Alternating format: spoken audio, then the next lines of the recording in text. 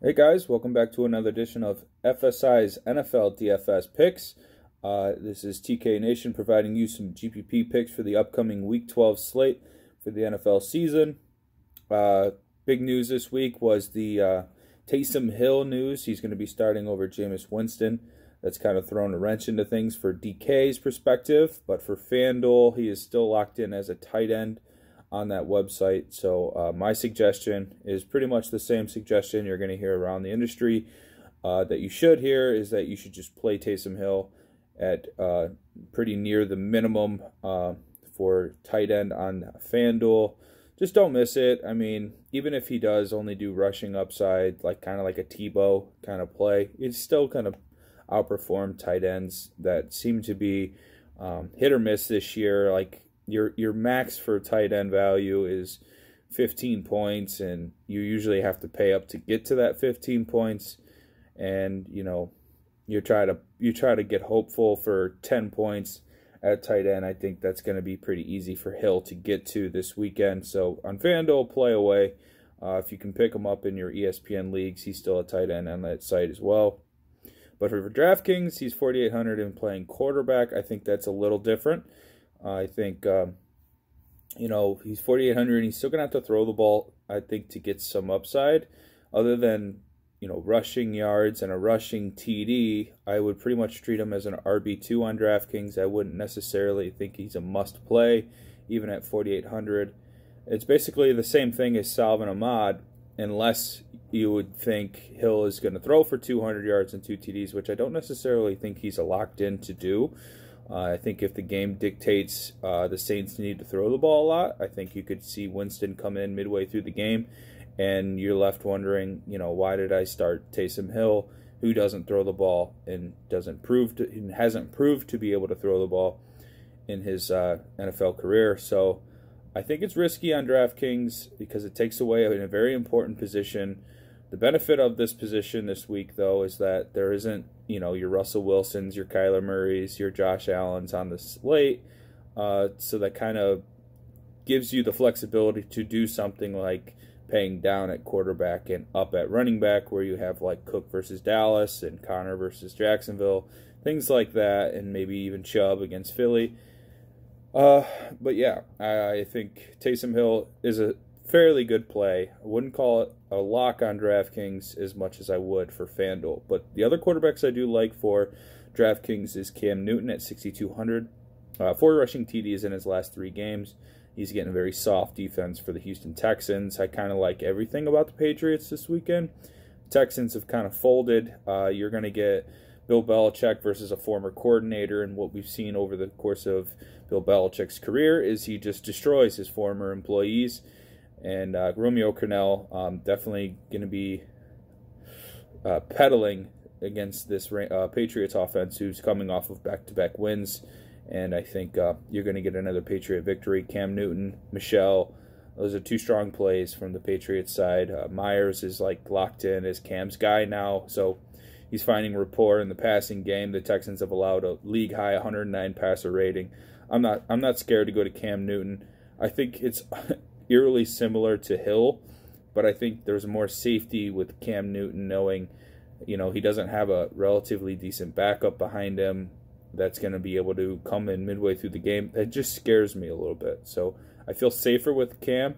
I would understand playing Hill over Cam because it's pretty similar in style, but I think I'm going to be on the Cam side for most of my lineups.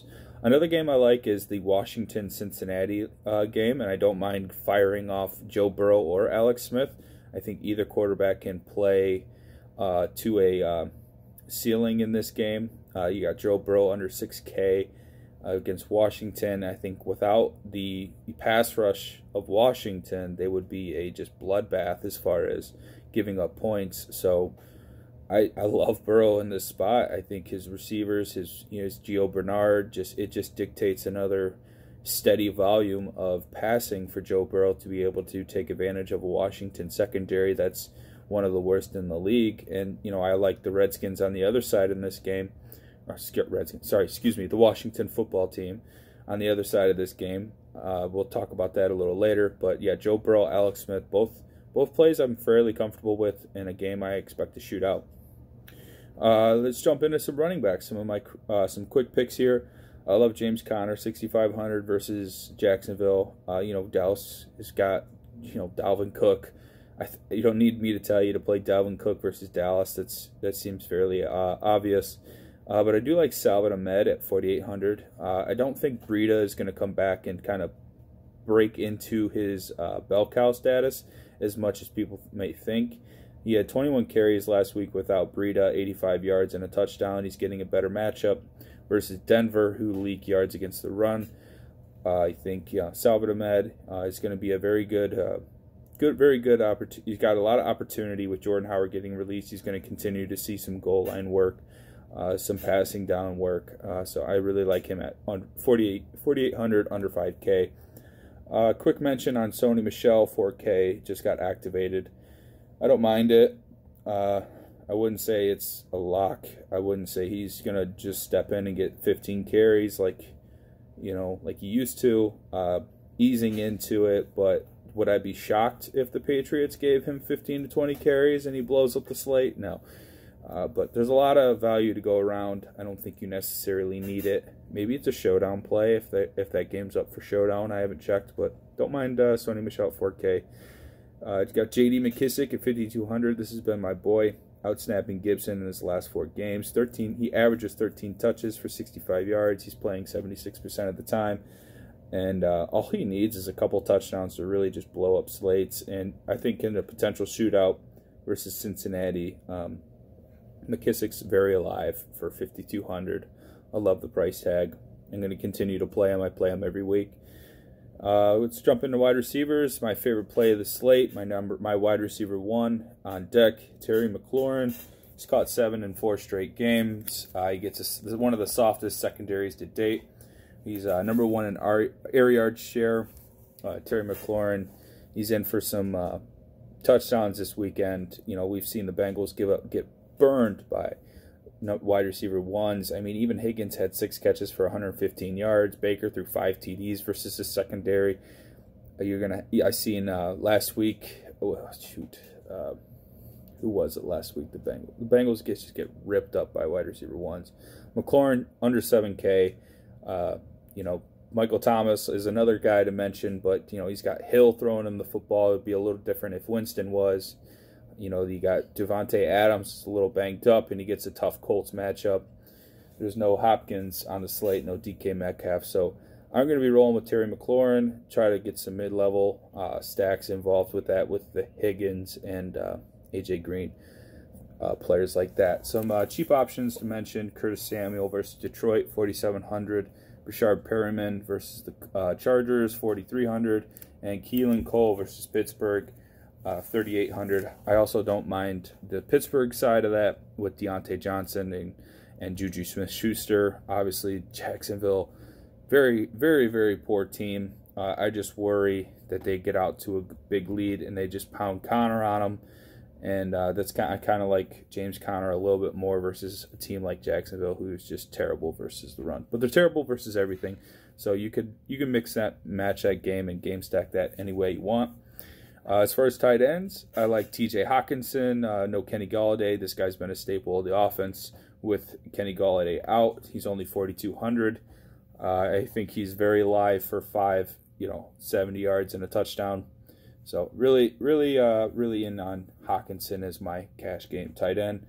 And as far as defenses, I think this is a weekend to pay up and take Miami, 3,400. I don't mind the Browns at 3K.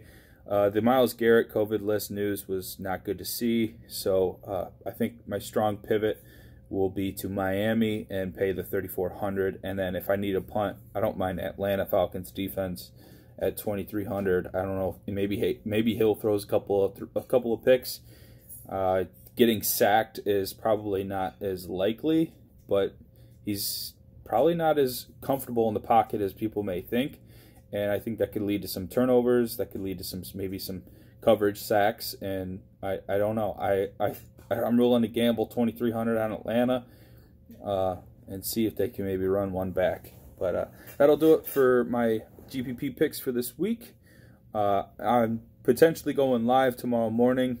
No promises, but it should be a fun day for some NFL talk.